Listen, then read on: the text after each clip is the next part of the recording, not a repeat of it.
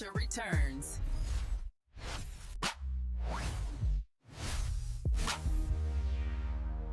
Today, Worldwide Entertainment TV is premiering on Brooklyn Free Speech HD through Brick Media.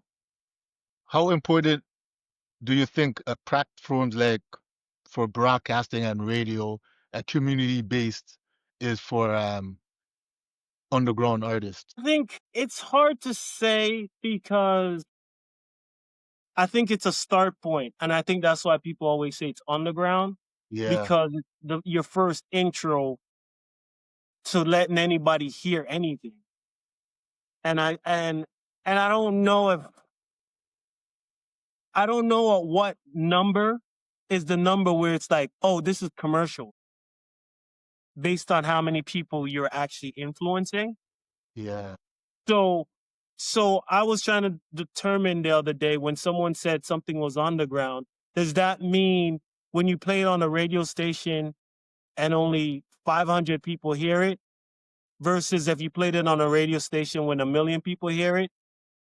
Are you getting commercial play or are you underground? You know? yeah.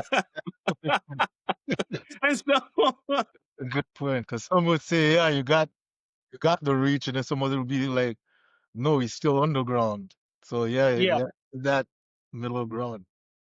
yeah. So, but I always think that if someone's out there listening, it's always I always just count it as an opportunity for people to figure out what they like or don't like. So I always took all the opportunities, whether it's underground, above ground, whatever they want to call it. I was just like, look, if there's someone out there willing to hear and listen, take the opportunity. And that's kind of my approach. So, given that you've had a unique journey from Kingston to Toronto to Brooklyn, and then you made the Brooklyn 35 Collective, Yeah. could you tell us how that whole thing came about through your whole? Um. So right around the time when I was mixing the Junior Reed stuff, I lived in Flatbush. Yeah, And so when Junior Reed would come around, um, all of the local Jamaican people on Flatbush knew he was coming to my crib.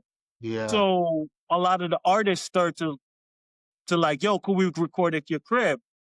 So my apartment became the Flatbush studio, essentially.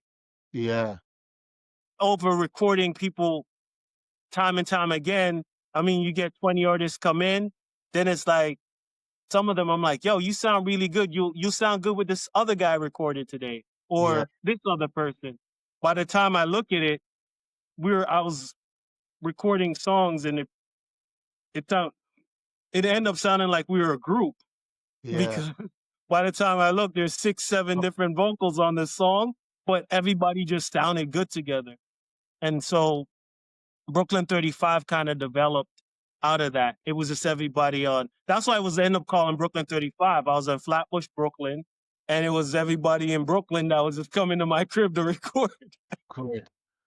That sounds And like um and one that. of the main artists, he lived on Brooklyn Ave, and the other lived on 35th Street. So Yeah, I just named it after their streets. So Brooklyn 35. 35. Yeah. Yeah, I know you're a real. It was like, I mean, when you think about it, Flatbush is like Eglinton 100 times. Just imagine Eglinton times Yeah, 100.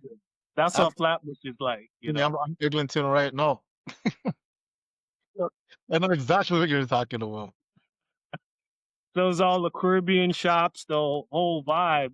So it definitely was a dope vibe at the time because I didn't, like going from Toronto to New York, you feel like it was gonna be a crazy switch up. But when you go to Brooklyn, it was just like, oh, I'm just on Eglinton. It Yeah, didn't, it felt like just an and extended Eglinton that went crazy. when I went So down to school, and I've heard these guys knowing Jane and Finch and the other areas, I was like, oh, Toronto is like, well, they did call it Little New York. yeah. Little New York back in the day for hip hop. So But Flatbush had a cool vibe though. It definitely reminded me. It had a lot of Toronto, but yet not like Toronto at the Yeah, same. Worldwide Entertainment TV is back, where culture live, legends rise, and stories matter. Catch us on Brooklyn Free Speech HD or stream worldwide. Yes, check it out, man. This is your boy Akon, and right now you got it locked to Worldwide Entertainment TV. Keep it locked.